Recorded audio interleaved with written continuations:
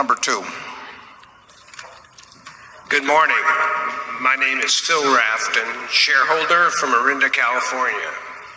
My question for you: how would you design a compensation system in a very cyclical industry that can swing from boom to bust?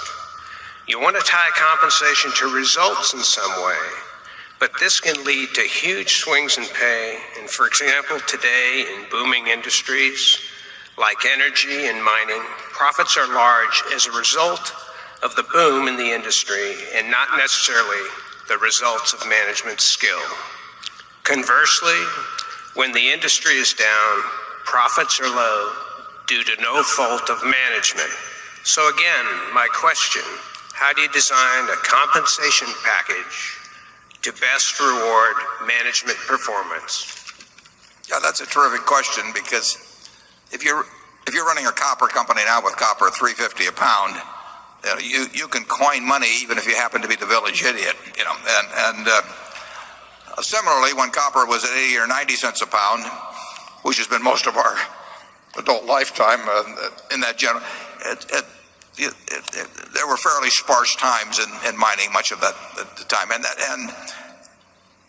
we design compensation systems at Berkshire. We have dozens and dozens of companies. Some of them are capital intensive, some of them are cyclical, some of them don't require much capital, some of them are terrific businesses if no one runs them. Some of them are very difficult businesses, even if the best of management comes. And we have a wide variety of compensation systems. You're wise when you say how do you design one for that kind of a situation, because so often people come in with sort of standardized systems or whatever the highest system they see is, and then apply it to their own benefit. Most people, if left to select their own compensation systems, will come up with the appropriate, from their standpoint, comparable arrangement. If we owned a copper mining company in its entirety, we would measure it probably more by cost of production than we would by whether copper was selling for $2 a pound or $1 a pound. I mean, the management has control,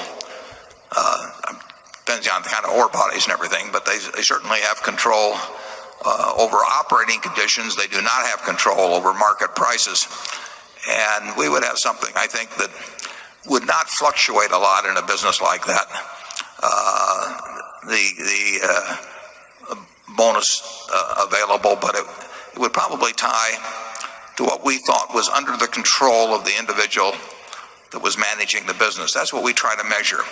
We try to understand the industry in which they operate, and we try to understand the things that the manager can have an impact on and how well they're doing in that. We measure at Geico, for example, we measure by 2 unit measures. One is growth, unit growth, and one is the profitability of seasoned business. New business costs money. We want new business, so we don't charge that against the manager or the 20,000 other employees who share in it. We do not want to pay for anything that is not under their control. We do not want to pay for the wrong things. And I would say in a cyclical business that if oil is $70 a barrel, I don't think any particular management deserves credit for it. In fact, they all sort of deny that they've got anything to do with it when they got called before Congress.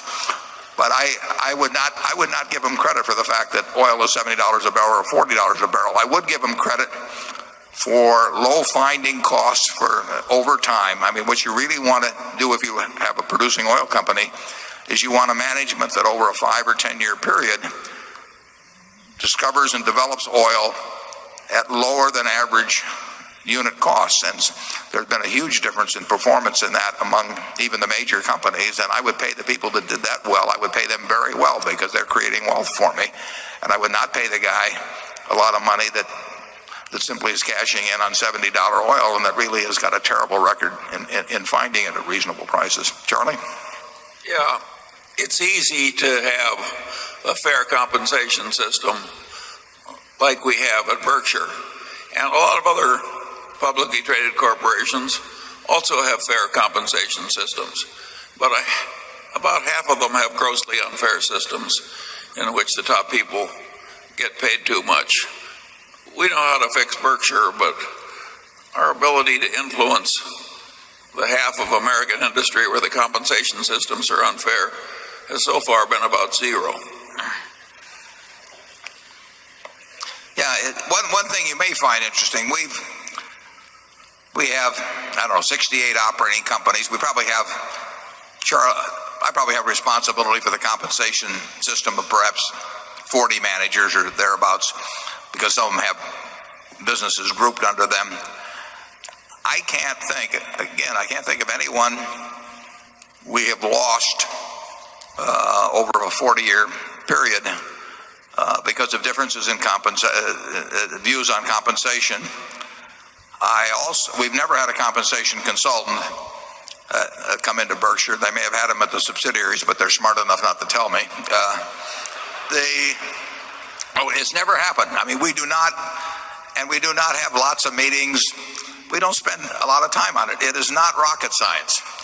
It's made more complicated than it needs to be, more confusing than it needs to be, because having a system that is complicated and confusing serves the needs of some who want to get paid a whole lot more than they're worth. And the system won't change because it's working to the advantage of the people that have their hand on the switch, the people that pick the human relations consultants and pick the people who are on the comp committee.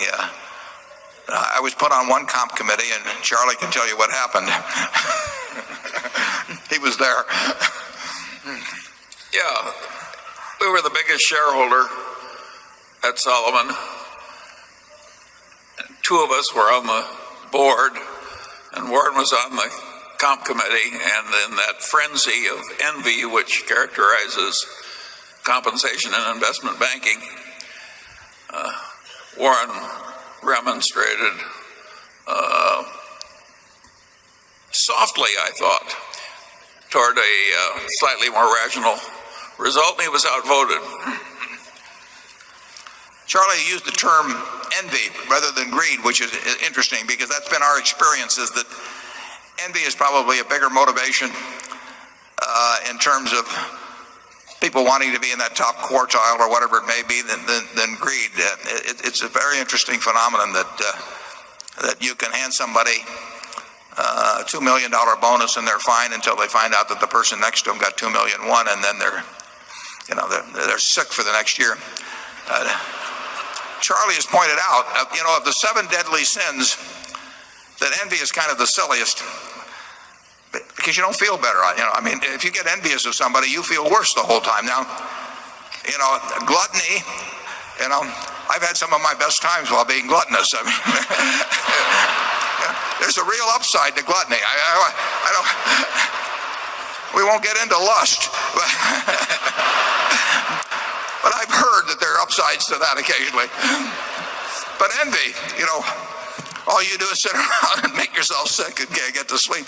But it's part of the human psyche, and you see it big time, and you get this irony.